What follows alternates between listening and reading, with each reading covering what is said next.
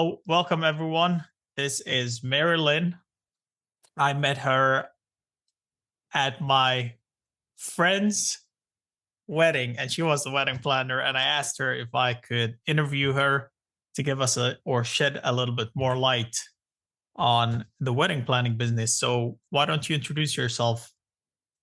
Awesome. Hey, I'm Mary Lynn Caudell. I own Arrowed Beginnings. A very interesting name, I know, but we like being unique and different. So I started the wedding planning in 2016 and fully LLC'd in 2017 January. So I've been doing this for, I'm so terrible at math. What is this year? 2023. So that's 6 years ish. That's 7 years. 7 years. If you count 2016, yes. I kind of do, because it's not like, I mean, I did a wedding in 2016. I was pregnant with my little girl at the time. So, that's when we just decided this is the year we're going to get everything in line, get our ducks in a row. And we had already, done the business license and Secretary of State. We just didn't set it to start until January of 2017.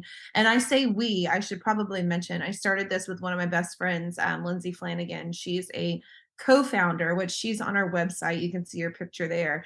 She's no longer a co-owner, but she still works with the team and is a very big part of this business. But single owner now, but we did this together in 2017, and it started by her. Honestly, she told me very nicely, "You're bossy in the kindest way possible. Would you please coordinate my sister's wedding?" And I was like, yeah, absolutely. Because I like challenges. I like things that I haven't done before, especially like when people encourage me to do it. I'm like, okay, well, if they think I can do this, let's try it.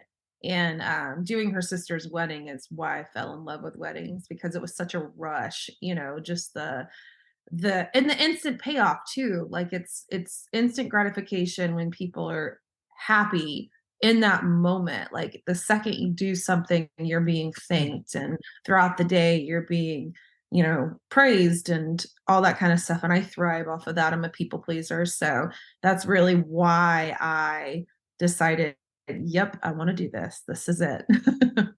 So, Arrowed Beginnings 2016, but you got fully LLC'd in 2017.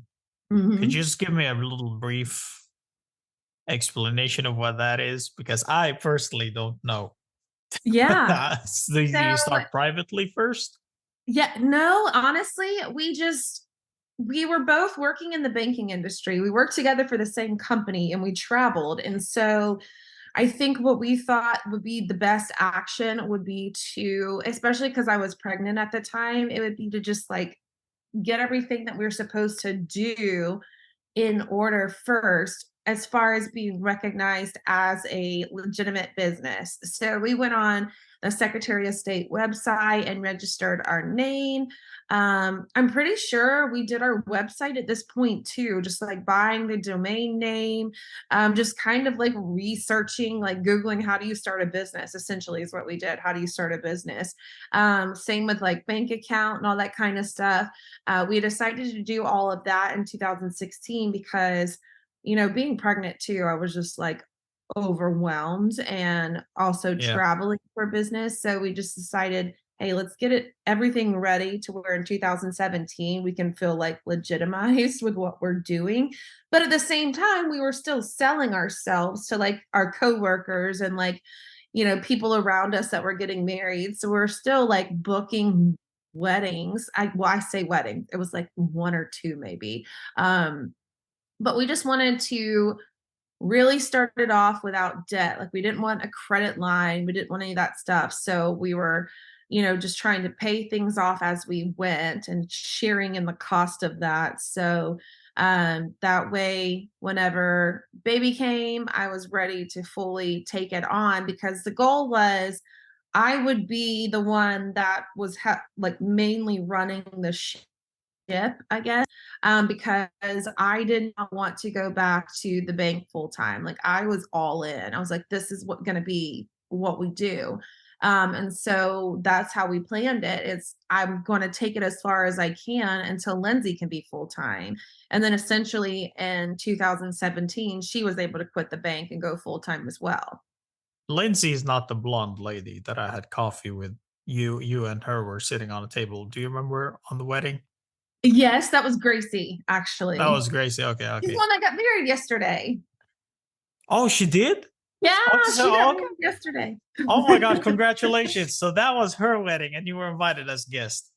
Well, yes and no. I was kind of both. I was there mainly because, like, I wanted to make sure because she does weddings, she Mhm. knows every little thing that can go wrong. And so she just said, I would just feel 100% comfortable and relaxed if I know you're there. So I don't have to think about all the things that go through my brain on a wedding day. And Yeah. she's like, just dance with me and have fun. But, like, could you please be there? So that's why I was there. I was there because I wanted to make sure she was calm, having the best day possible, and taking care of every little thing that she and it worked.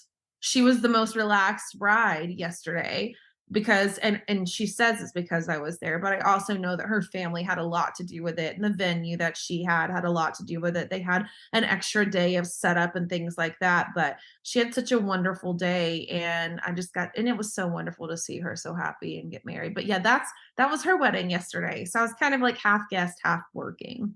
That's awesome. So Yeah. now you've given me a lot of topics here. Oh, First, I want to cool. start off with your sister's wedding. That was your absolute first wedding you planned, right? My Lindsay, the co-founder, her sister's wedding. Her sister's wedding. Okay, Yep. so that Mhm. was the first wedding you planned. Yes. Well, Um, I should say coordinated. So there's a difference coordinated. between planning and coordination, where she did all the design, booked all of her vendors, and essentially turned it all over to us. And we put the plan of action in place by creating the timeline and making sure the day went smoothly with the things that she planned. So we just essentially made sure it went smoothly. Um, so our first experience, like full planning, was probably the second and third wedding we did. Second and third. Okay. Yeah. So Mhm. that was the first wedding, and that was someone that you knew, right? Yes. Uh-huh. Okay, hold on. My camera got off. Oh no, you're good.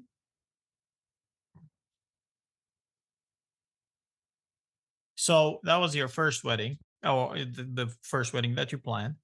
Uh-huh. So you were still starting out with building your portfolio. Oh, absolutely. So what is the hardest, or what was the hardest thing for you building the portfolio wise? So that a lot of people struggle with the start. I struggle with the start. I realized this Right. in high school when I was about to write an essay and I had no idea where to start. But once you get Right. into it, everything starts flowing. Right. So Exactly. what's the hardest part for you? What was the hardest part starting up and Mhm. starting a portfolio? And how did you tackle those challenges? So I think the hardest part was trying to figure out what direction we wanted to go in, if that makes sense. Like we started out saying, we're going to be full service everything. I mean, we purchased 200 chairs, enough tables for the guests. We purchased our own linens, hand sewn our own napkins. We collected chargers. We bought an 18-foot enclosed trailer. So the hard part was trying to figure out like our niche, like what are we good at? What is it that we want to do? And really valuing our time. I think that's the hardest part starting out is a lot of people in this industry will start out by basically doing things for free or very, very low cost, which I don't want to knock that because I also think that if you're not if you're not well versed on like what you're supposed to do, you definitely don't need to overcharge. You don't want to do a disservice to somebody, but there's also a value to your time in general. So I think the best thing is to start off with people that you know and that you're upfront and honest with. I mean, that's how we started. Our first few weddings were friends from the workplace, friends that we knew from just like childhood were our first three weddings. And it was just saying, hey, like, we just want to pay off our debt. So we're only going to charge X amount because we haven't done this before. So as long as you're with us, like I promise you, we're going to do the best that we can and we're going to get you through this. We've done a lot of research, yada, yada. And, that's how we started. But it was tough because by the end of it, you really worked for, cents an hour, like 50 cents an hour by the time amount of time that we put into it, but the hustle is worth it. So I think it's just being patient in the beginning, knowing that it's going to take time, it's going to take a lot of effort. But one thing I would say is don't do like we did and buy a bunch of stuff in the beginning because we ended up selling all of that. We sold all of it. We do nothing with chairs or tables. We don't even have the trailer anymore. We sold all the chargers that we had at that time. Now we still do rentals, but I think it would be beneficial to talk to someone in the industry and really maybe ask, some tips and tricks and find someone good too. That's one thing I will say is our industry is large and people say, oh, it's oversaturated, but I disagree. I mean, I am not a competitive person in the sense that if you want to start your own business and you want to come to me and ask me like tips and tricks, like I'm not going to shut you down. I'm not going to be like, well, they're going to end up taking all my weddings if I tell Yeah. them how to do XYZ. That's not my personality. I truly believe that a lot of people connect with who you are as a person, whether you offer the same services as the next planner and the next planner, like things that stand apart are the fact that you're genuine in what you do. You really love to serve others well. And I think that like it's something that just like I'm trying to think of the word, like it just glows, not glows. What is the word? I don't know the word I'm looking for, but people can tell when you're good people. Like they know that they want to work with you. It's contagious. And so to me, Intuition. there's nothing. Do I? Intuition.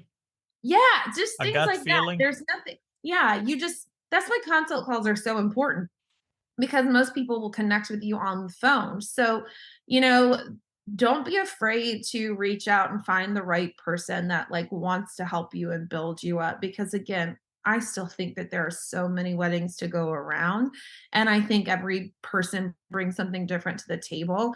And who knows, you may want to start your business and then learn that you'd rather work for somebody that's already got it figured out, to take the hassle and stress off of you. Because running a business is hard. There's Yeah. some days like yesterday when I was just basically there assisting the people who were in charge because the venue came with a coordinator. I was like, oh, this is nice. I'm not actually like in charge of everything. I get to kind of like chill and check in and make sure everything's going good. But the weight of everything is not on my shoulders alone. And some people operate better like that. But, it's exciting to say, hey, I want to own my own business. But after, almost 7 years of doing it, it is a lot of heartache. It is a lot of work. The only reason I'm still doing this is because I am so passionate about it. And I am an entrepreneur at my core. Otherwise, I would have quit a long time ago because it's hard. It is hard work. I've had probably the hardest 2 years of my life. I therapy has gotten me through this year 100%. Just because there are ups and downs and sometimes you're just not cut out for it. So why if your passion is to do weddings but you may not be business minded, um I wouldn't jump into it without you know working it for a while and seeing if this is something you want to do. For example, when we first started out, our goal was to own our own venue. And then I started working closely with venues and I'm like, yeah, no, y'all can keep that. I'm not going to own a venue. This is too much chaos. They always get the worst complaints, whether it's Yeah. their fault or not. Venues put up with a lot and there's also just so much overhead. And I'm just like, yeah, no, I have no desire to own my own venue anymore. So you just kind of learn those things by just getting involved. So, if it saves anyone that's listening time and money to just get in the industry first, that's what I would recommend before just starting my own business and saying I'm a wedding planner because I've seen a lot out there that do that and then they don't make it past a year. I've even had some people come work for me and realize it's not the glitz and glamour that you imagined. Like it's still there's still a payoff, but it's not just like, oh, I'm a wedding planner and everything's going to be beautiful and I'm just going to be directing. No, it's hard work. Like you really have to care about these people, love them, and want them to have the best day of their lives for you to feel like there's some type of payoff in what you do for a living. And so that would be my suggestion for most people starting off is to connect with a wedding planner, connect to somebody in the industry, really like deep dive to see what it's like before taking that leap. Just because if you haven't been in the industry before, it may not be what you're expecting it to be. Would you say so, so I'm a big fan of you offering yourself for free, which sounds very weird, but offering yourself for free by contacting multiple people. So if I found you on Instagram, for example, I will shoot you a DM. Hey, my name is Ollie. I'm thinking about the wedding, getting into the wedding planning business. Is it okay if I shadow you for one wedding? Yeah. Help you for free. I don't want anything. I don't want you to pay me anything. I just want to be there. And then you can do this a couple of times for free with either one person or multiple people just so you get a perspective. And Mhm. then after maybe 3 weddings, you find out that this is maybe something I would like to continue doing, Uh-huh. or this is definitely not for me. And thank you. Yeah. No, and I'm that way. And you have some people on the other end that say, "Hey, you're giving away your knowledge for free. You should charge for that." I'm not a teacher. I'm not trying to start educational courses. A lot of people go into this industry and they'll be, photographers or planners, and then all of a sudden you see everything on their page become educational. Like sign up for my 5-day course of how to book a million weddings and how to make your income stream higher and things like that. I'm not ever going to go in that direction. It's not who I am as a human being. I value what I do. Even if I were to be at the top of my game and never have to show up for a wedding again, I would still show up for the weddings because I still want to do what I set out to start to do. I don't want to just direct a team of people. I still want to be there on wedding days for my couples. Yes, the goal is to not work every single weekend, but I still want to work. Like I still love doing this. So that's why I will never be an educational person. Now, if they were going to, it'd be different if, say, someone was like, "Hey, can I come during, can I come take a day that's not during your office hours and really pepper you with questions?" Maybe I would consider it if it's taking up time that I'm not already spending in office to like charge a fee for that. But for the most part, if you want to shadow a wedding with me, oh my gosh, come help me. That's like an intern, yeah, come Yeah. shadow a wedding. When you're in that with me, I always tell the girls that start out with me that are like new when I do new hires, I'm like, "Hey, listen, if you're working with me, like I have someone that I always have train my girls for weddings because she's fantastic. She's a teacher literally in her day job. And so whenever they work with me, I'm like, bring a notebook. And if I do something and you don't understand it, write it down so you can ask me at the end of the day, like, hey, why'd you do this? Yada, yada, yada. And I was like, and then we'll go through all of it. So that's the same way I do with anybody that wants to like intern or shadow. I'm like, if you have any questions, write them down throughout the day because I would love to explain it to you afterwards and like why I made the decision that I did and how my brain works and yada, yada, yada. So anytime I would take that. If someone wants to come in office and just watch me work, please come in office and watch me work. But on the other end of that, that's where I say some people would like look down on me for that, saying, "You're giving away your knowledge for free." You know what? I'm actually getting help for free.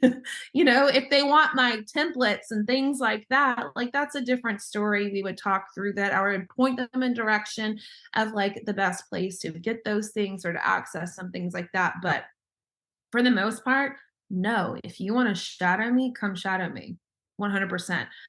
And the thing is, most of the time, like if you're really good at what you do, I may be offering you a job and you may not need to start your own business, or Yeah. maybe you want to work with me, contract with me for a year, and then you decide it gives you more time to decide if this is something that you want to do or if you just want to keep working for us. Yeah. So that's probably how I would handle it 100%. So do you know there's a entrepreneur, purebred entrepreneur, I would say, one of the few, whose name is Gary Vaynerchuk. Have you heard of him? I don't think so. So Gary Vaynerchuk, I think people have been telling him. I've heard it somewhere that people are telling him you're giving everything for free, and that's his goal. He's a very big entrepreneur, and he gives everything out for free. He doesn't care. Now here's the Yeah. thing: when you give things out for free, you're basically, in my opinion, sharing your blessing with people because you've been fortunate enough to Yeah. sit on this knowledge and then you share it.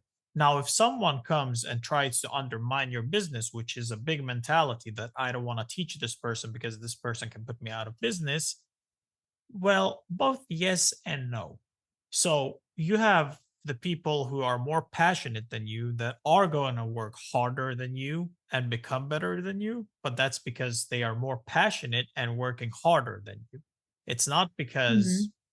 it's it's not because for whatever reason their only goal is to put you out of business. But then there are people who Right. say that, "Hey, I want to learn from you." And they come in, they work and nothing happens. So personally, I see it as if I teach you something and you become better than me, hats off. Because Yeah. maybe I don't want to be at your level. I'm very happy and Yeah. content with where I'm at right now. But if you want to become a $1 billion wedding venue business, hey, you do that. But if I'm happy Yeah. doing 15, 20 weddings a year, or Yes. I don't know if 15, 20 is a good amount, but if you do 15 to 20 weddings a year and you're very happy with your income, just keep doing whatever you're doing. You don't need to be Exactly. a $1 million person and make. No. You're speaking my language because this is stuff that I get from like vendor friends all the time that are like, stop. They're going to try to like undermine you. They're going to take your stuff away. And I'm like, you know what? I don't care. I don't care because I'm happy where I'm at. Like, I don't think that it's going to affect, like, nothing has ever affected me personally. Like, I'm not, as weird as it is, because most of us humans are like this. When it comes to my business, I'm not a huge comparison person. Like, there are people that I've seen grown and now they only do maybe 10 weddings a year because they charge significantly to where that income is enough from them, and they're traveling, they're going, overseas, or they're going, to different states. And I'm like, that's cool, but that's not where I'm at. Like, I don't want to travel. In fact, I just narrowed down my area to just 4 venues, to where I've been saying no to weddings that are outside of those venues because this is where I'm at right now. Like, I want to be home. I want to be near my family. I want to be a well oiled machine to where I know these venues like the back of my hand, to where like when I send people out there, we know how to operate it like butter. Like, nothing's going to go wrong. We know exactly what's happening. And, I don't have the dream to travel and leave my family for like a week just to do a wedding in Europe or something like that. And I think it's fantastic for people who do. And I've seen that happen with people that I've had connections with, where we have shared tips and tricks. We sat there and had coffee just to talk through our struggles and like what we would do differently. They called and asked for advice, and they're doing that now. And I think it's fantastic. I'm not jealous. I'm not upset. I'm not mad. Like, I think it's wonderful. And it's why I'm not afraid to share my knowledge. In fact, I love talking about everything wedding. I even have new venues that come to me and they ask for my opinion of things based on like what I know in the industry. And I will sit there and have coffee with them for 2 hours and give them my opinion on their contracts, on what they should offer, on what brides like, how they should do this space, like what their floor plan should look like.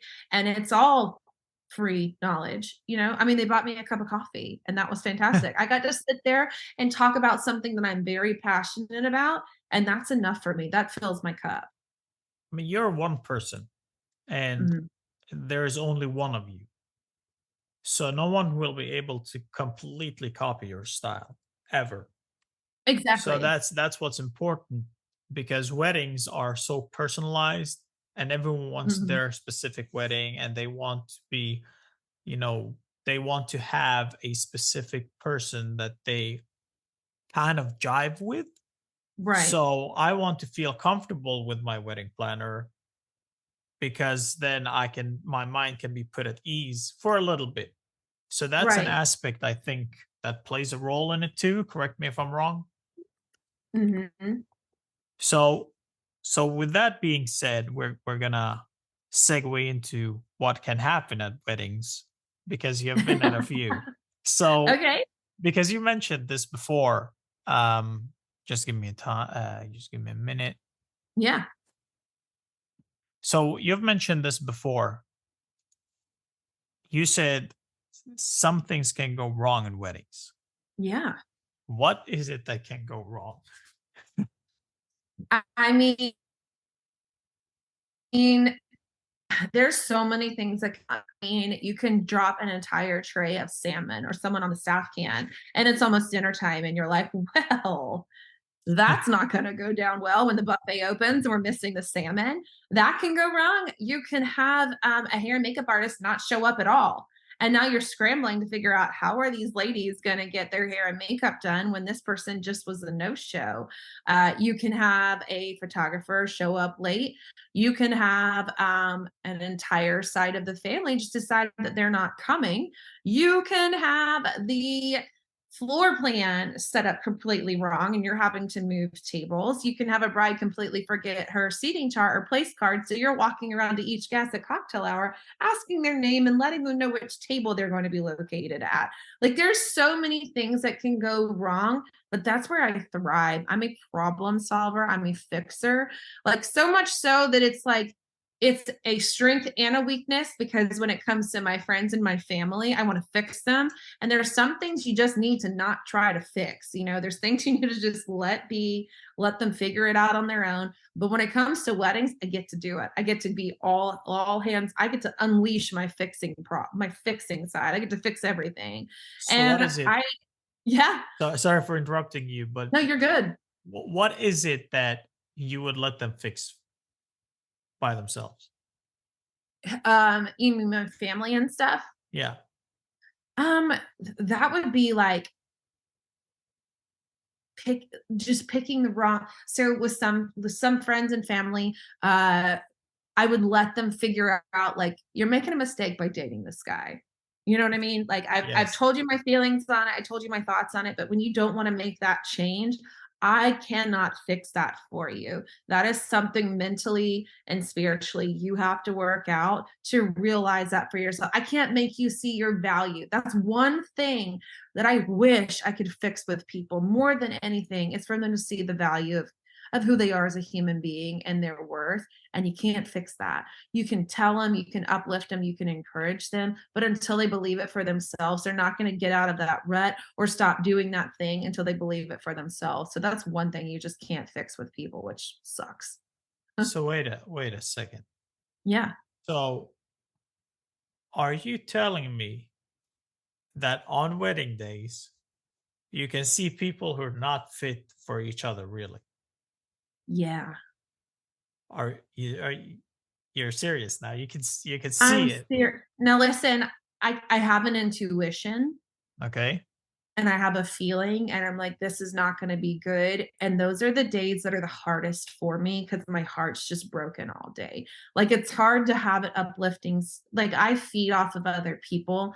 And for the most part, like it's hard for me to fake being excited and happy, which is crazy because in this industry, you got to have a smile on your face. Like I can have a smile on my face, but the days that you see me like really energetic and really hype, it's because I know this day was for this couple. Like it just feels genuine. It feels authentic. Like I'm so excited for them because like this marriage is about to be the most fantastic thing in the world for them.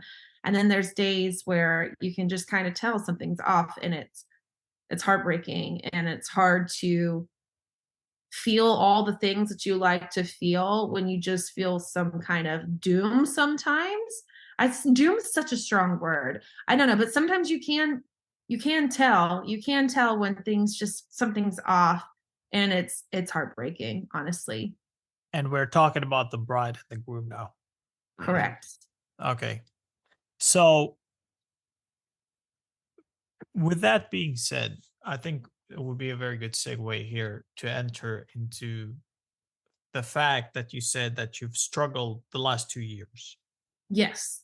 So I imagine that you're struggling mentally because this is something I'm trying to incorporate to all my interviews, because we've all been in a headspace that's not really a positive one, and Correct. we can all spiral into a negative mental Absolutely. spiral. So for you, mentioning that you have been an entrepreneur and the past 2 years have been the Mhm, hardest, and that you have been to therapy have helped you through it. mhm, So let's break it down and touch down first on what was the hardest thing for you the past 2 years, and this thing that you just mentioned right now, mhm. that you have hard days at work Uh-huh. because you see that the bride and groom, there's just something that's not right there. Does that Did that have anything to do with the past 2 years?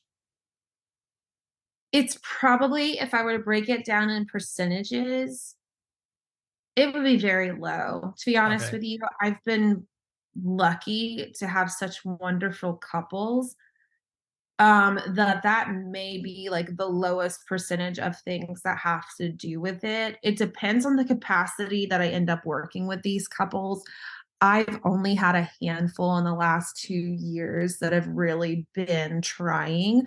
Like I said, most of my couples are fantastic. Like, I've been very lucky to have wonderful people to work with. So, but it's really hard when it's hard, if that makes sense. Like, on that day, it feels like it's 100% of the problem. And that's just because I'm a empath. Like, I feel like I take on the emotions around me too, which is something that I am working on.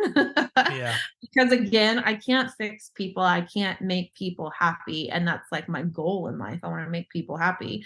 But um, so that's probably low on the totem pole. It is mixed in there with like a million other things, but I would say that's probably the lowest thing of what caused like the mental breaks and the stress and needing therapy. That's probably lowest on the totem pole.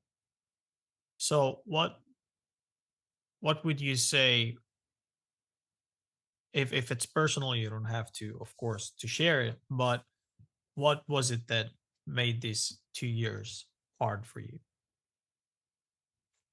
And, I listen, I share everything. I'm not a closed book, so I don't mind sharing it all. I want to say, and it's so hard to put in words because even my first day of therapy, I was just like, I don't know how to explain to you what I'm feeling and what's going on. So I just needed to tell you backstory of everything. And it all boils down to what I got out of it is just like my heart is broken. Because when I started this business, it was something fun to do with my friend. I was super passionate about it. I enjoyed every second of it. And it just started growing, and growth is exciting. Growth is so exciting. And I thought, wow, I really enjoy doing this. Well, first and foremost, like my faith is very important to me. And I've always struggled since college of like what that looks like. In college, I was involved in a group that it was just, very focused on like infiltrating the lost and like going and finding your groups and doing just making disciples and yada yada yada. And all of that's very true. It's very biblical. I didn't have the personality to just meet a stranger and just start sharing the gospel. Like that's just never been who I am. Like I feel like some people have those gifts so they can go door to door knocking and they enjoy that type of thing. I'm not one of those people. I have to have a strong connection with somebody. It's just my personality. I have to have a strong connection with somebody to where I feel like what I'm sharing, what I'm doing comes across as authentic to them. Like I would never want to deter someone from the love of Christ by appearing inauthentic with it. And that's where I struggle. I don't know how to be authentic with somebody that I don't know until like I've gotten to know you. Then I feel like you can see my good, bad, and the ugly to know that like I'm not perfect and I'm not trying to present you with something that is perfect and pretend that that's how I am and that's how it's going to be. So segueing that into the business culture, like To me, that's how it became. Yeah, We- timeout. Sorry. Yeah, what I'm gonna do is I'm gonna end this call, and then I'm gonna Uncertain, send you a uncertain. new invite because we have Okay. less than a minute, and they will have Okay. additional 40 minutes. All right, so just give me a Perfect. minute. Sounds good. I remember where you stopped. Give No, me a you're good. You're good. okay. I'll send you a new invite. Give me a minute. Sounds good. Sounds good. Okay, Okay. so this is a little bit of what we talked about in the beginning of the interview, that you bought chairs and you did so much for your business. And it's the same thing. I wanted to start a podcast, but I had no idea really what I wanted to talk about. I know that I want to talk about mental health because I lost a friend in 2017. So, Okay.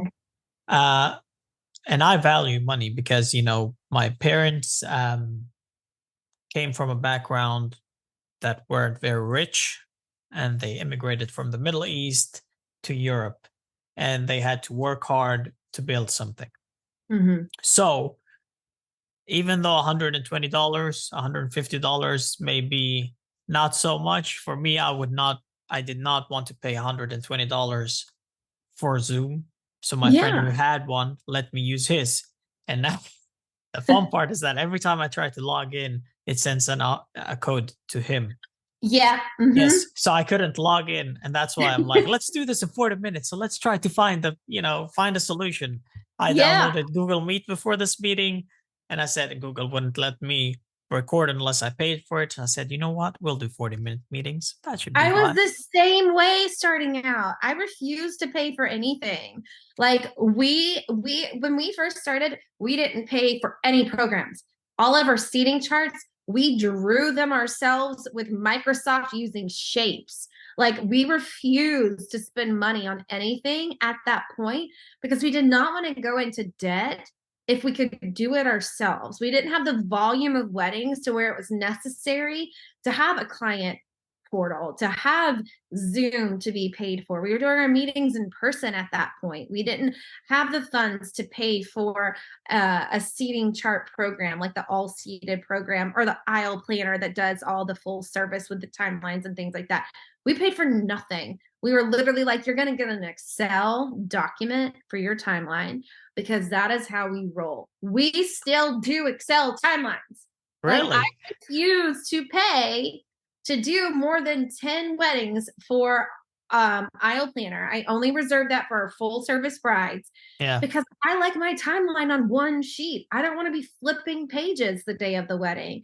And theirs is prettier, don't get me wrong, but I don't care. I can look at one sheet and mark my things off without having to flip pages. And it's not the prettiest, but it's detailed. It has what I need on there, and I don't pay for it. Because So that's what works for you. yes, And that 100. timeline is the one we scratched my speech and put me last, right?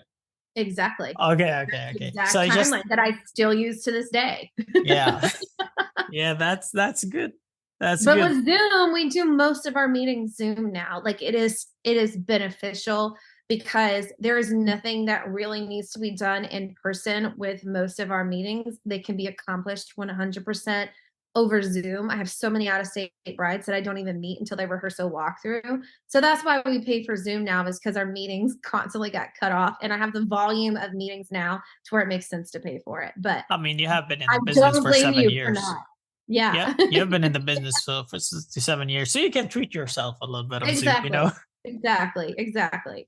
So getting back to your faith, because Yes. faith is very important for me too, and Yeah. I think that's an underrated thing. Today, faith has been pushed down our throats as something political A hundred and percent. and something as bad that's trying to control you, when in Yeah. fact for me it's a way of life. Yes.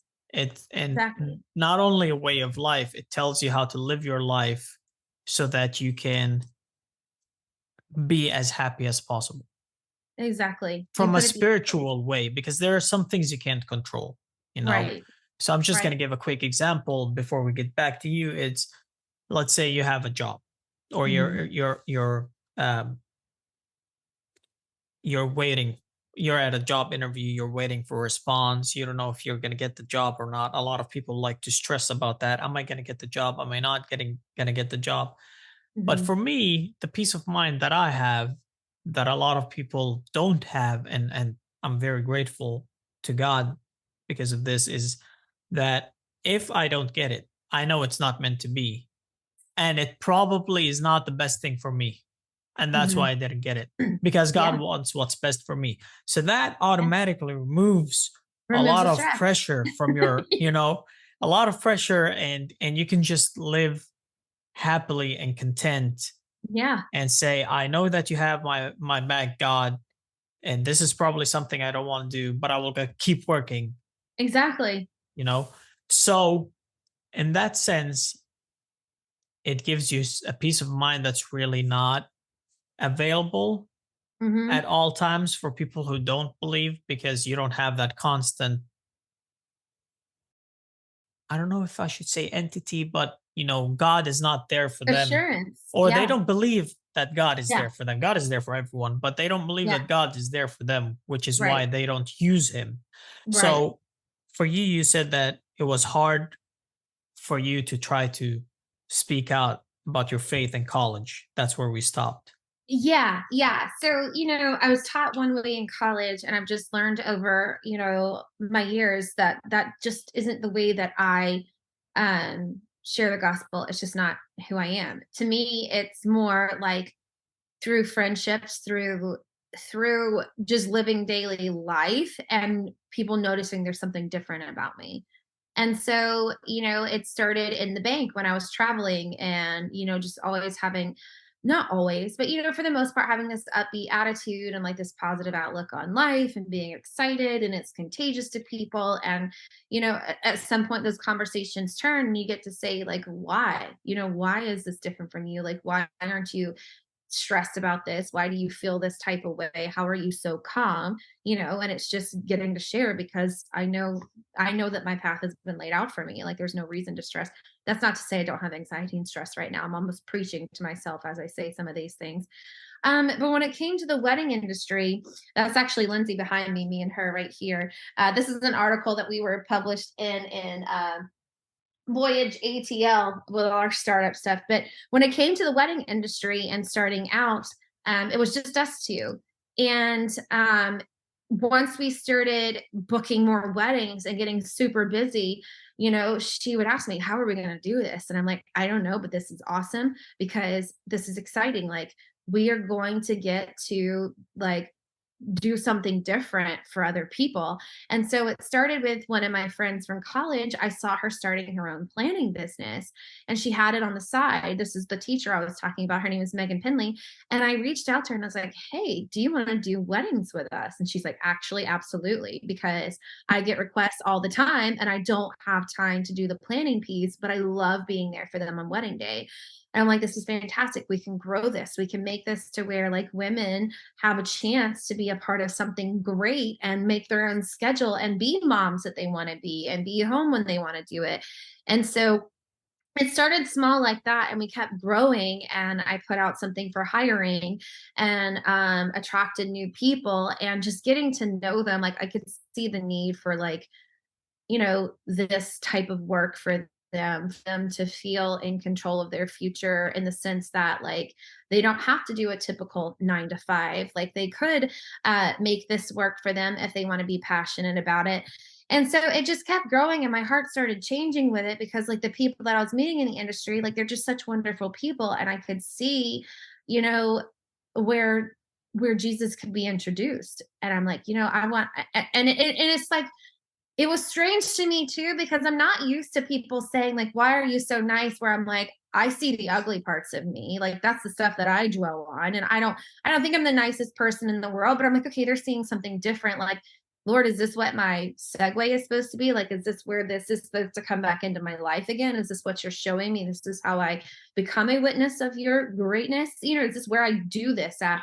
And so it slowly started doing that. And he put on my heart, like, hire these women, get this place for them to work and be that beacon of light. And so, to me, I wanted to create this fun workspace where women could come in, they could feel comfortable in their skin, they could feel comfortable and passionate. I wanted to encourage them in their jobs. I wanted to shower them with love and my acts of service. Like I love quality time and I love gifts.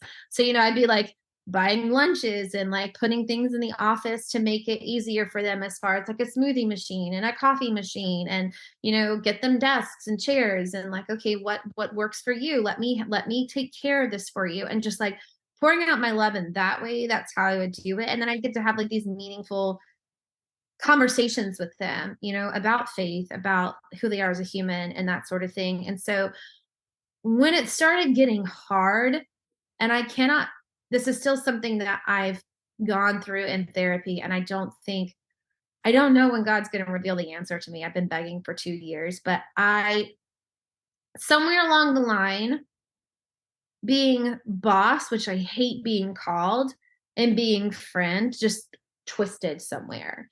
And it started to turn into, I couldn't say the things that I needed to as a boss without offending somebody personally. Like those lines were so hard to cross, as far as needing to be authoritative, but also I'm your friend. And I just kept being told all these things, like, you can't be boss and friend, you can't be boss and friend. And I refused that. I fought that for so long. I'm like, no, I can. I'm not going to be told that I can't be something that I think and feel in my heart is right. Like, I just can't do that. If that's how it has to be, I don't want to be a business owner. So to save this long story that it could turn into hours of talking short, I just shut down, to where I was like, you know what? I'm just going to do this by myself. Things went south, as far as like people in the office, they decided their passions were elsewhere. So they were leaving. I had some girls going back to school. And essentially, all the things that I thought I was doing for their benefit, for what I thought my calling was, all got squandered and thrown back onto me, where I'm just one human, to where this past year I've been doing the load of work of like 5 people. And it broke my heart that I thought I was being punished by God, which is a lie. We're not in this Old Testament. We're not being punished. It just felt like it. It felt like, what I kept questioning myself, because the first person I'm going to say is like, what did I do wrong? It's not like I'm blaming these women right now, or saying, it's their fault that I'm going through this. I thought, where did I go wrong? What did I do that made it so hard that they couldn't even be in office anymore, that made it so hard that this fun thing, this thing that I thought was of you, God, all of a sudden just seems like it's not? What happened? And that was like my biggest thing for going to therapy, is because I could not sleep. I was so sick at my stomach constantly, because I kept thinking, all of this is my fault. I've done something wrong, but it didn't make sense to me. Like, how could I be doing something wrong when I thought I was doing the will of God? Like, how does that happen? How do you navigate that? How do you figure that out when what you think you're doing is good, but somehow it goes all wrong? Like, there just was no clear picture of like why it's all happening. So I shut down. So I'm just going to do this by myself. And so that just took so much of my time. It took away my family time. It took away me as a human. Like, I'm the unhealthiest I've ever been. Started having health issues. And I go to therapy over this, and I'm still in therapy because I still do not have an answer. That's the part that kills me. And I have begged God. I have cried out to God. I have journaled. I have prayed. I don't know why things went the way that they did. And the answers that I get from like mentors and other people is just like, they just weren't the right people for the job. And I'm thinking, then who is? Like, how do you find the people that are going to be just as passionate as you, that care just as much as you, to where it's a struggle for me to add anybody else into the business? Like, I've refused to put out any ads for hiring. I've only hired on weekend people. I'm still the only one in the office right now. And I know that that's about to change, because I am who I am as an entrepreneur. So I have news, but I think that's been my biggest struggle the last 2 years, is I can't duplicate myself. I can't make people think the way that I think. And that's something that I've been very honest about with anybody that I hire. I tell them, like, I'm a freak of nature. I can't explain to you how my brain operates. I can't explain to you why I make the decisions that I do, or why that thought even comes into my brain to make this decision at all. I don't know how to explain it other than I genuinely care that this is the best day of their life. I really do love what I do. So even the smallest details of your notes, making it say things a certain way, are important to me. And that's what goes into making, when I turn over the timeline to you, when you just work a weekend, that's why it goes so smoothly. It's because all that effort I put into ahead of time. So, in a nutshell, the last 2 years have been hard because I've been battling with how to operate this in general.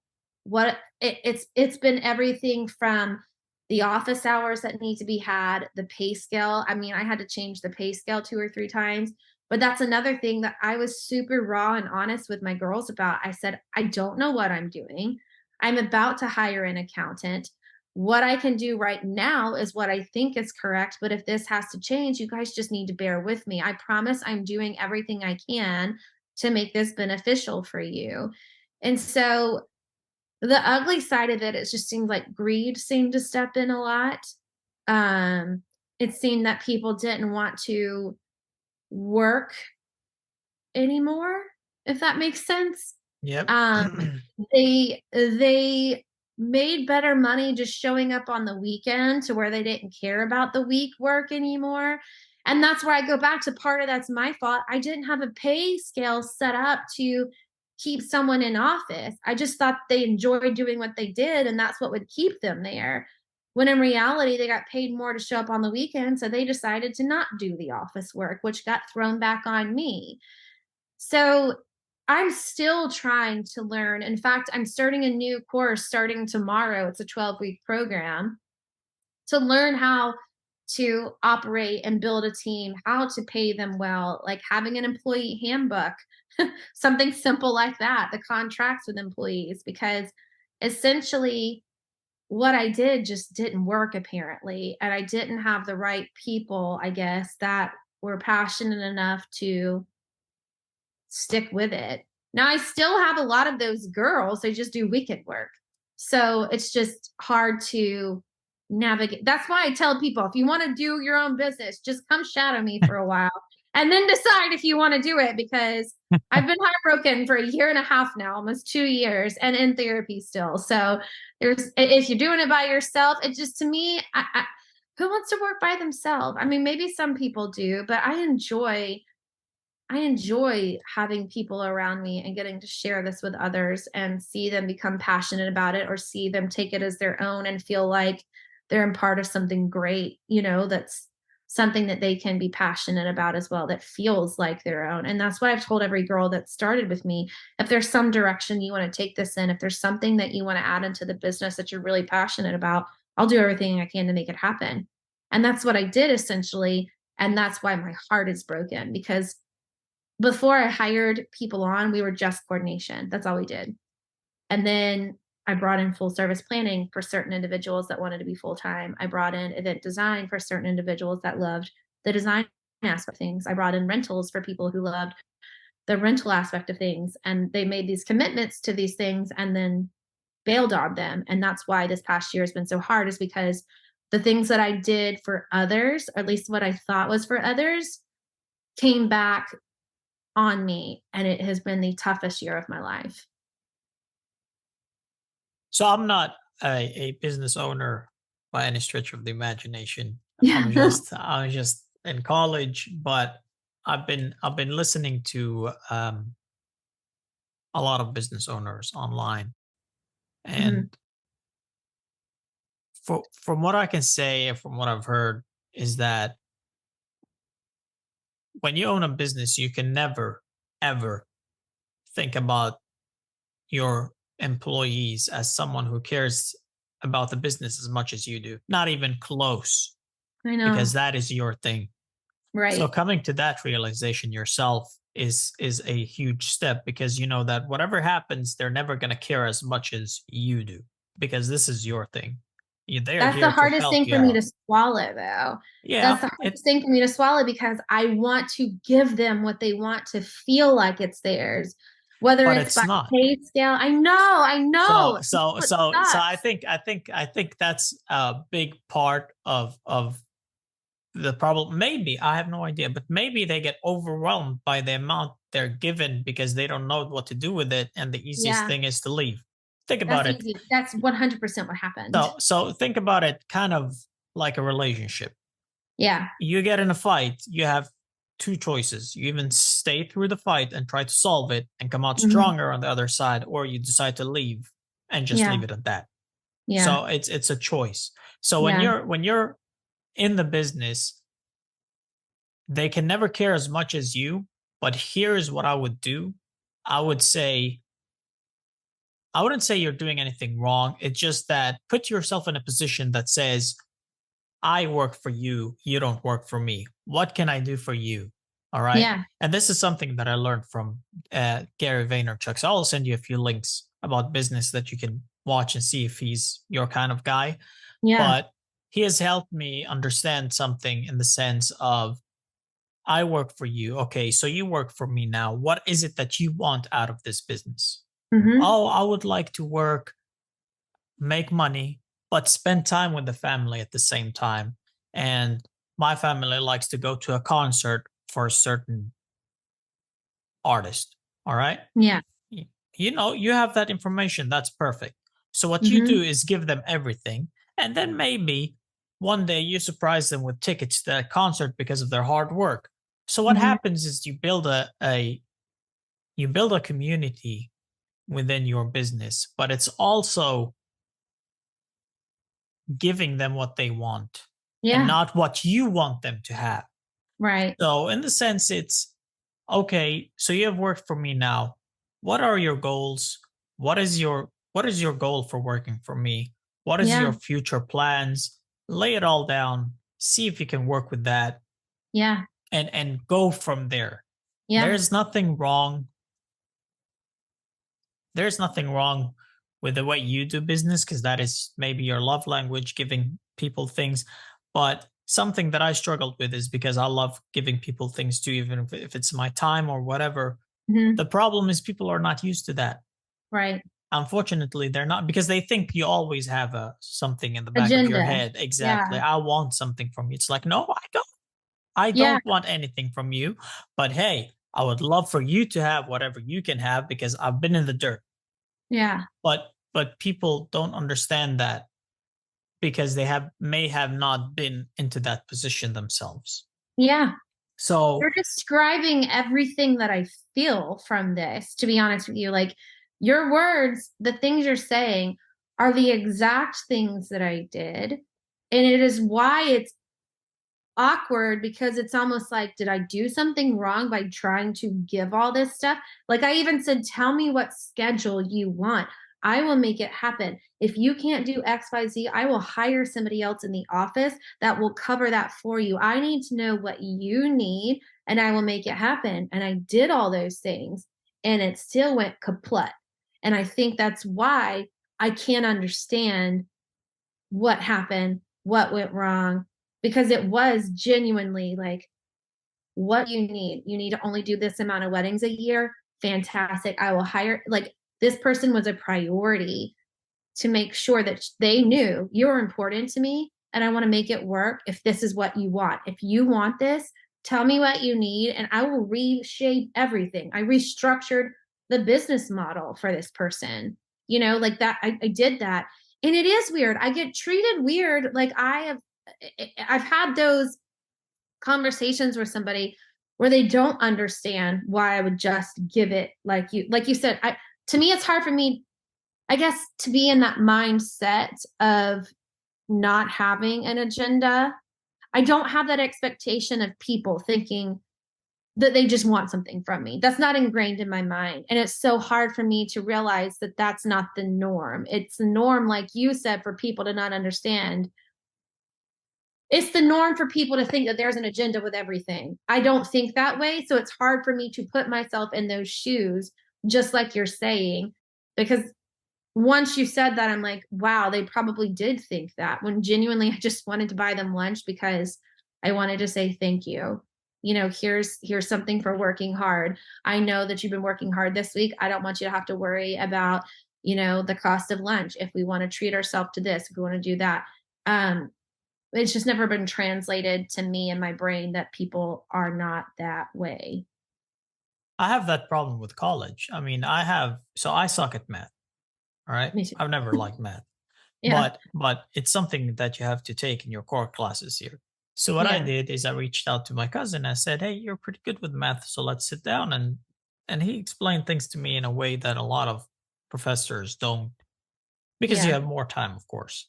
Mhm. And it's my cousin, so if I don't understand, I'm like, bro, I don't understand. So you have to give it to me in another way. And Yeah. then what happened is that he explained things to me in a way that helped me understand, but can help me explain this to other people so that they can understand it simple, in Yeah. the simple terms. Now, here's the problem.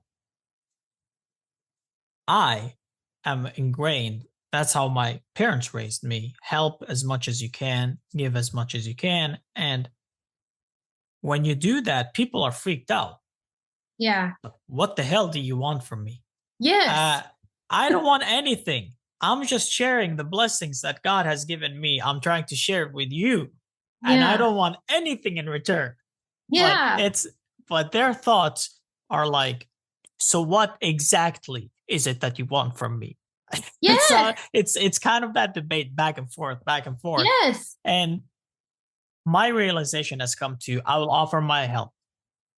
If you choose not to take it, I'm sorry, there's absolutely nothing I can do. I'm not spending Yeah. more time.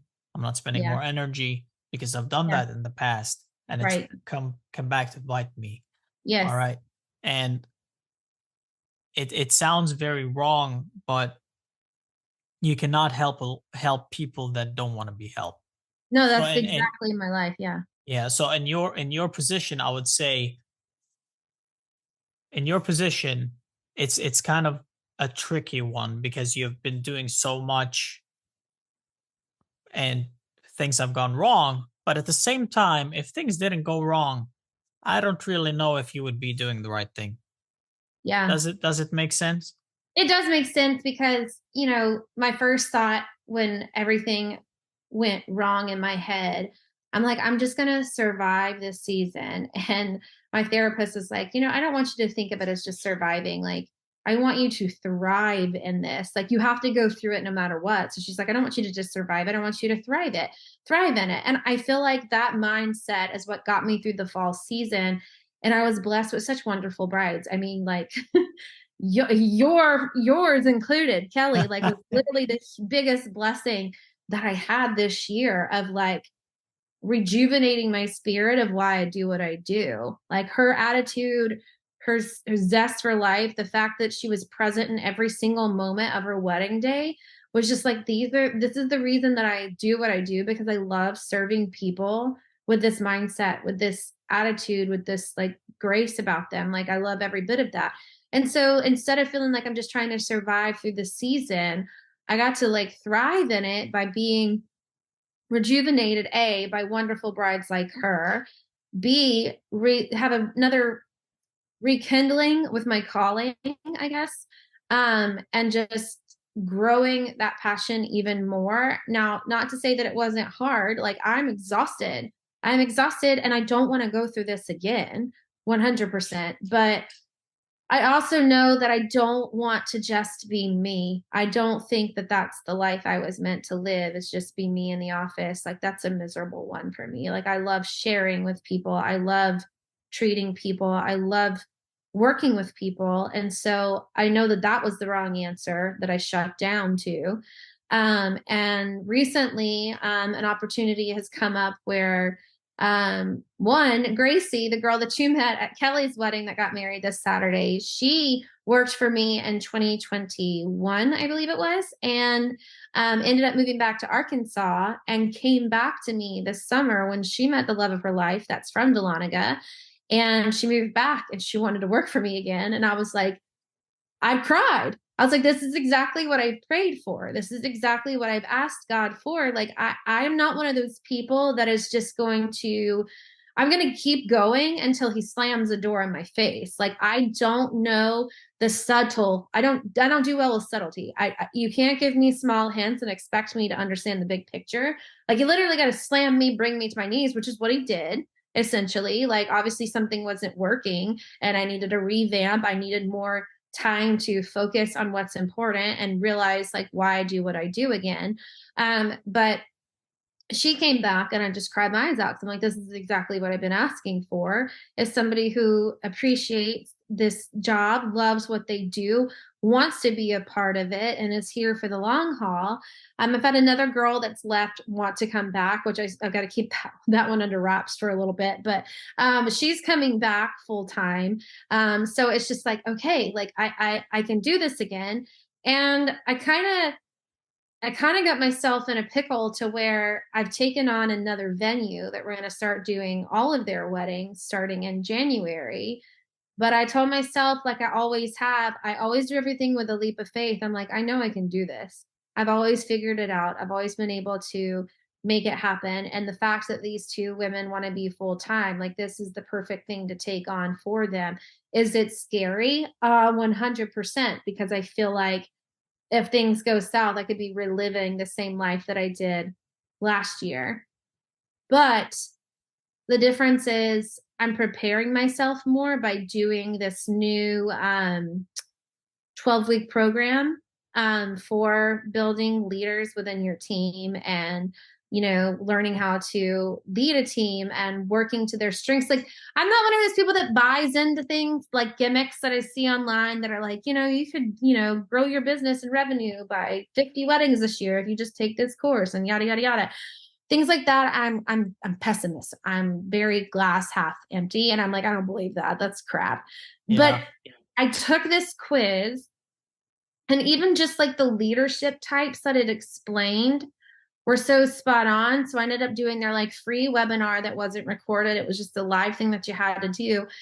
And every talking point was spot on with the things that are in my head that I need to figure out. It wasn't like, some of that works for me, so maybe I could pick apart that. Like every little thing they talked about, I was like, and it's so rare. It's not just like, build your profile, build your website, do this. It was like the nitty gritty, like how to operate with 3 people in your office, how to set a contract with them, how to learn their style so you know how to love them more. It wasn't how to boss them around, how to instruct them. Like, it was the things that I'm passionate about. Like, if their personality is this and they operate in this way, this is how you can love them and be there for them. These are the things that you would do as a dominant person to someone who's like an optimistic influencer. You're going to be this way towards them. And those things just spoke to my heart, because I'm all about trying to understand, like, that's the sociologist part of me. I have undergrad in sociology and psychology. That was my degree. I'm like, where is it? Bachelor's of Science. It's hanging on my wall over there.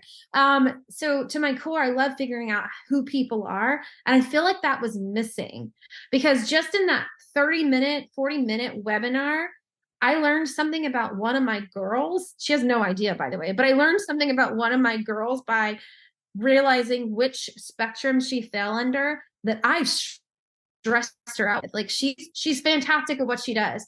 She's very spot on. She has her list. She gets things done. She's like my number one coordinator. But the type of personality that she has, I had her take the test without like explaining anything to her. She's also the type that you can't throw something on her last minute and her thrive in that. That just puts so much pressure on her. Yep. Like, it just takes her down, where I wouldn't have never understood that, because I'm the type of person, throw me anything you got, I'll figure it out. Not everybody operates the way that I do. Not everybody thinks the way that I do. Not everybody performs the way that I do. And that's the biggest lesson I've learned of the last year. But I also would have never understood how something that I think is simple would have caused this person so much duress. And I think that is a lot of the reason why things went south, it's because I just don't know that. I don't have that knowledge in me to understand different leadership styles. What works for somebody doesn't work for all. And something that I think is simple causes somebody a mental breakdown. Like, that's intense. Like, as silly as it is to last minute throw on somebody, hey, I need you to make 25 place cards. And me, I'm like, you just type them up, print them out. No. And the way their mind works, you're asking them to move a mountain in 5 minutes. Like, that just blew my mind because I've never thought about the different leadership styles, the different ways. Like, that's back knowledge. Like, it makes sense. I'm like, oh God, how did I not know this? But it's just something you don't put into practice until you really try to take the time to understand the community that's working for you. You know, you can ask them all day long, but in the end, these girls just wanted to please me, make me happy. I don't think I was getting the truth of like what they were really feeling, what they were really going through. And I think that's why it didn't work. And that's why I'm excited and I feel good about this next step because I feel like I'm actually going to take the time to understand the people that are actually going to work for me, not just in the way that they think I want to understand them. Like, I truly want to get to know their personalities. I'm going to have all of them take these tests so I can understand what works best for them, because I'm not going to throw something on someone that's going to cause them to go into a spiral now that I know that, you know? Yep. And I think that was the problem. I think because I thought it was simple, it should have been simple. And not, I'm very hard headed. It was hard for me to get, why is it hard to do that? I don't understand why you're freaking out, kind of thing. And that's part of the reason that things went wrong. I don't have that knowledge. So I'm really excited that this course is coming out, and that's something that I mean, it's 90 minutes every Monday for 12 weeks. Like, that's not just somebody wanting to scam me and make money. Like, they are going to be live on there with me. It's not just a lesson that they have pre-recorded. Like, it's live interaction. And that's why I bought into it, is because they're taking their time to do this. This isn't something they've just streamlined. You know, they're going to be answering questions live. They're going to be in it with us. And to me, that's why I bought in, because just in that 40 minutes, I already understood one of the girls that works for me and how I have probably caused her a heart attack in the past without her telling me that. And I'm like, I don't want her to burn out because I'm going to keep giving her to these heart attacks. You know, now that I understand she doesn't work this way, I will never put anything on her like that last minute. See, maybe that's why shit hit the fan. Yes. Maybe that's your answer. I And mean, you know, talking this out through with you, this is the first time that it has made sense to me. It all makes sense because I've even had conversations with the girls in the past, and we can never come to a resolution because I just did not get what they were saying, and they did not get what I was saying, why it should have been so simple. And it wasn't simple to them. And I could not understand that. I could not understand that. And I think that's where things went wrong. That's 100% the answer. So this has been a very great conversation, Ali, because now I'm like, I feel like I'm getting the answer. Just from the start of this conversation, with the way that you are directing our conversation, the things that are important to you to care about, I really appreciate that because I can tell you love doing this too. So I've already known like this is a blessing in general, just getting to talk things out with you because thank you. you know, this is helping heal me in ways that I wasn't expecting today. I thought I was just going to be talking about crazy stories of weddings, you know? So thank As you for as much talking. as much as I would love to hear the crazy stories, my main focus. I love hearing stories about. I love sitting with older people and hearing their stories because they're Yes. so wild. Because they didn't have Yeah. internet back then, they had to use Yep. their imagination. But as much as I would love that, this is a little bit of an information. I know that we've all been through struggles. So my Yes. absolute first interview was from a friend that I met online. Actually, Uh-huh. he's the one that's helping me with Zoom, and we've been through so much, and we've talked about so much. And he recently got married to the love of his life, and believe it or not, he is the kind of person who said, "I will never get married." Oh, So wow. yes, he never really cared for relationships. He Yeah. truly didn't. He had them, but he truly didn't care for them until he met this person. And the Yeah. story of how he got interested in her is the weirdest thing. They were sitting and drinking wine, and he had a white suit. and he dropped a wine drop on his tux Uh-huh. or suit, and she picked up a napkin, put in a little bit of salt, and started rubbing it. And he said that act of kindness, that's just pure act of kindness, is what turned him. It was like, I need to be with this person. It's Oh, weird. It's weird because people don't understand how small. I mean, people don't understand how such a small act of kindness can have a big impact. that's a huge impact on somebody. And and that's why I would when you said I'm a wedding coordinator and there was a lot of banter at the wedding back and forth, and I was giving you Yeah. guys a hard time because that's It that's was how so I fun though. yeah, that's how I am as a person. But when I Yeah. saw that you were receptive, you and your team were receptive, I said, hey, maybe I could interview her and see what she can help with, because a lot of people want to get into something and they have no idea what to get Right. into. And Yeah. I've been blessed. I've been blessed with the this is all about the grace of God, with the ability to hear two sides of a story, which is Yeah. very hard. And when you do, you have more perspective and then you get Yeah. more knowledge and wisdom. So it all comes with that. So Hmm. that's why when I talk to people, I try to understand, okay, but if it's maybe it's this way or that way, and Yeah. you've probably heard what I've said 1,000 times before, but there's one thing maybe in a sentence, a word, a Yeah. sentence somewhere It changes that it. clicks with you that never Yeah. clicked before. Yeah. So if this helps you That or helps happened anyone today, by else, the yeah. way. Thank you. No, It's thank like I you. have all this knowledge, but it never clicked until today. It all And clicked today. that's very funny because um I was at a convention last year with this Gary guy. He created his own VCon, and then he said on stage, he said, "I've been telling my father this for I think for 40 years or 30 years," and he said this time it clicked. So it took him 30 years for it to Yeah. click, or it took him a very long time. But hey, I it know. happened in the end. So it's all Yeah. about planting a seed and watering Hmm. it and hoping that it will grow. And it kind of has the same thing of so my faith is Islam. Yeah. So what happened is one story is um one guy came, I don't remember the story exactly on between who it was, but I think it was between one guy and the prophet, peace be upon him, when he said, "So do I just leave my camel here outside of the mosque while I'm going in to pray and then I will come back and find it so no one will take it? Is that how I put my trust in God?" And he said, "No, you tie it and then you put your trust in God." So, in the sense of you do your job, you do your absolute best, you do what you have to do, and then you put your trust in God.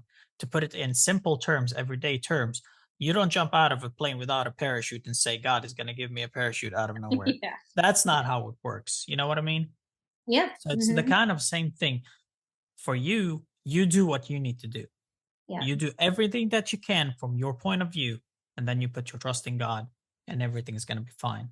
Now, if you hit an obstacle or something happens or shit hits the fan, that's just to form or shape you so that you can deal with these situations better. Now, imagine if you are a big business, even bigger than you are now, and this would happen. I think it would have been a little bit more devastating than, Yeah. or the 100%. I mean, literally,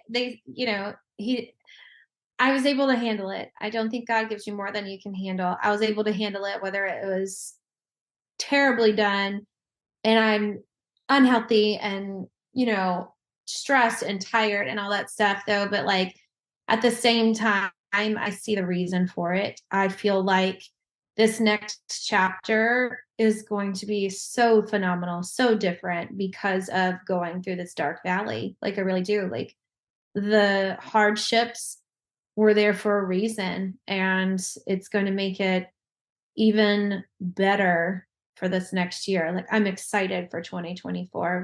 We're almost at the end of our wedding season now. I think we only have 3 left for the year, and then we start back in January. We have one in January, one in February, but there's still kind of the off season. But I just feel like going through this, I don't want to go through it again, but I'm thankful that I did. Otherwise, I would still be operating the same way and things would not be clear. They would not be productive. Something would My biggest fear is that something is going to actually hurt one of my brides. Like something that goes wrong behind the scenes will actually affect the bride, where for the most part, anything that's gone wrong, it's just been mine to take on. And the bride knows none the wiser. I mean, turnaround times may be longer, but their wedding day is still 5 star. The service that they're expecting, they don't know everything that's been going on with me this past year. And so I feel like if I didn't go through this, that would start trickling into my brides to where it wouldn't be it wouldn't be the business that I wanted it to be. It wouldn't be the service that I wanted to be. Brides would start feeling everything that I'm going through if something didn't change. And that's the last thing that I want. I would never want a bride to feel like they're not important or to feel like their day wasn't worth our time and our efforts because something didn't change, you know? Yep. So, And think about your character. You said because a lot of people has been I've had some discussions with family members and friends and all that good good stuff about, well, how are you spreading, how are you spreading the love of God? And you're like, well, I don't believe in sitting and preaching to people. mhm, That's not how I am.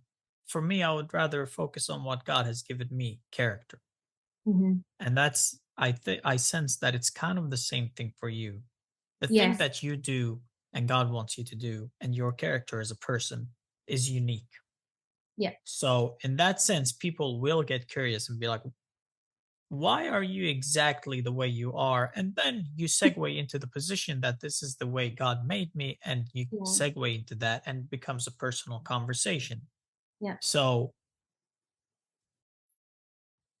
is it what is it? Is it walk the walk? Wait, don't walk the walk, don't talk the talk, or what? Yes. Yep. Yes. So, so Yep. in that sense, keep doing what you believe in and act in the way accordance that you think God wants you to walk, and Mhm. everything will be put in place. It's very hard and maybe it's very cliche to say, but once you're doing the right thing, you can feel it. You can Yeah. feel that everything is on the right, even if things are turbulent along the way, you can still Mhm. feel that this is the best thing ever. I'm on the Right. right path right now. So if you can have patience, Mhm. you will overcome it and it's going to be the best thing ever. Yes. So with that, I don't want to hold you any longer, but I would like to end this conversation like I've ended most conversations with what is one thing you can leave people with? One thing that have helped you, one thing that you would like to convey to people, anything that you would share that means something to you that someone else can use. It's hard to just be one thing, but You want to do two, three? It's fine. I guess I should just talk it out and see what it comes out to be. But I really do think that it's worth taking that leap of faith.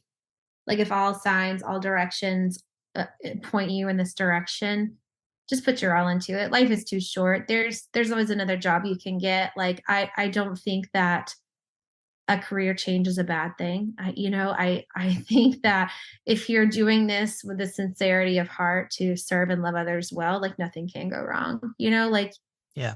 just keep that at the forefront and you're going to do fantastic amazing things in this world, Yeah. if that's what you're seeking out to do, whether that be in nursing or in teaching or in weddings or in podcasting. Like as long as the sincerity is there and your passion and drive to do it, is take that leap of faith because everything else will be provided. Be That's true. smart, make good decisions, just go for it. I've always just told people just go for it. Trust in your gut, trust in your instinct, trust in your intuition, and go for it.